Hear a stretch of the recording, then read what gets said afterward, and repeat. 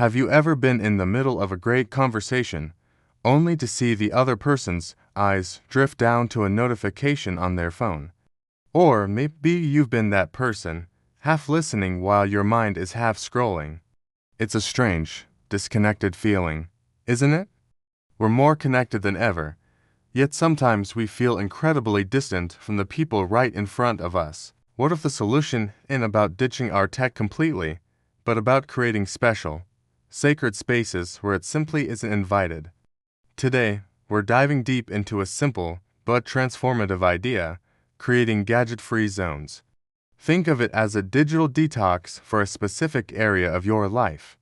It's not about going back to the Stone Age. It's about reclaiming a piece of our humanity, one room at a time. This is about fostering undivided attention and building genuine, real-world connections that 1,000 likes on a photo could never replicate. Let's start with the why. Why is this so important? Our brains are wired for deep connection, but they are also incredibly susceptible to distraction. Every ping, buzz, and notification is a tiny, irresistible pull on our attention. It's a phenomenon scientists call continuous partial attention. We're constantly scanning for the next thing, the next update, the next dopamine hit. The problem is, this state is the archenemy of deep focus and genuine presence. You can't truly listen, empathize, or connect with someone if a part of your brain is always on standby for a digital interruption. This constant distraction is literally rewiring our brains, making it harder to focus for extended periods, even when we want to. When we create a gadget-free space, we're essentially giving our brains a break. We're telling our minds, hey, for this period, in this place, you only need to focus on, and that's right here. It's like taking off a heavy backpack you didn't even realize you were carrying. The mental clarity that follows is astounding. Suddenly, you notice the subtle expressions on your partner's face. You can follow the winding thread of your child's story without getting lost. You can actually taste your food instead of just mindlessly consuming it. So, how do we do it? Let's make this practical. The easiest place to start is the dinner table. For so many of us, mealtime has become just another opportunity to scroll. Let's change that. Make a new house rule. No phones at the table. Not on silent, not face down, but completely out of sight. Put them in a basket by the door. Leave them in another room, whatever it takes. At first, it might feel a little awkward. You might notice these little pauses in conversation that were previously filled by checking your phone. Lean into that. That's where the magic happens. Ask a better question. Instead of "How was your day?"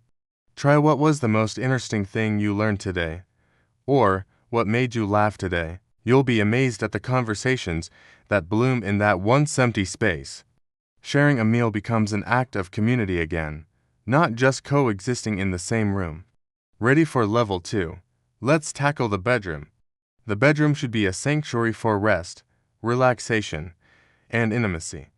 But for many, it's become the final frontier of scrolling, the last place we look at a screen before we sleep and the first place we look when we wake. The blue light from our screens messes with our melatonin production, making it harder to fall asleep and reducing the quality of our rest. The endless stream of information keeps our minds racing when they should be winding down. Imagine a bedroom without a single glowing screen. No TV, no laptop, no phone by the bedside. Instead, what if you had a small stack of books? An actual, physical alarm clock, a journal to jot down thoughts. By making your bedroom a gadget-free zone, you're not just setting yourself up for better sleep. You're creating a space for genuine connection with your partner or peaceful solitude with yourself.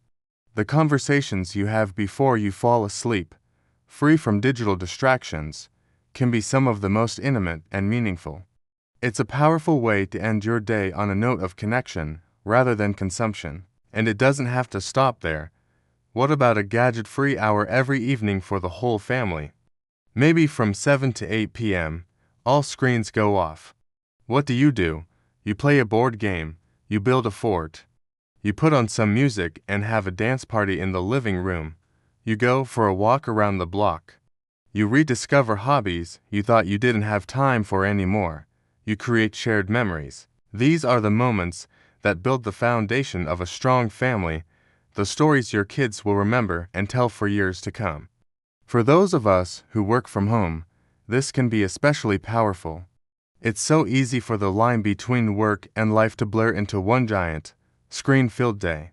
Designating a specific corner of your home, maybe a comfortable armchair by a window as your no-tech nook, can be a game changer. This is your spot to read a book, sip a cup of tea, or just sit and think for 15 minutes without any digital input.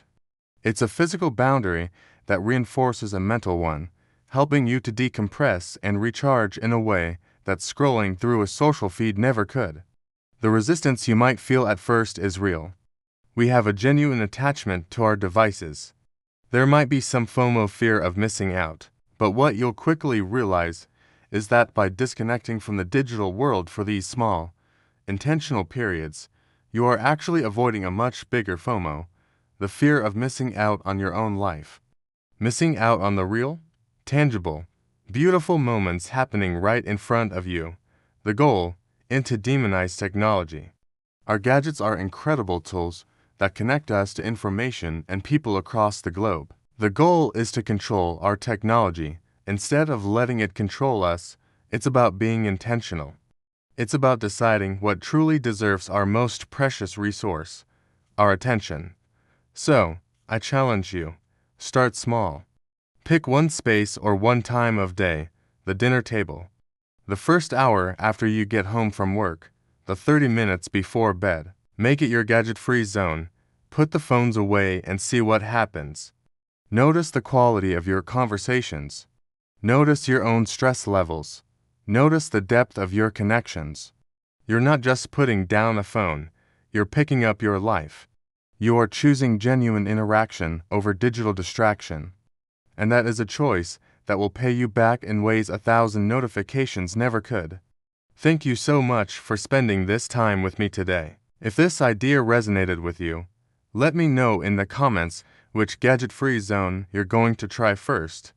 And of course, if you enjoyed this video, please give it a thumbs up and subscribe for more content on living a more intentional life. See you in the next one.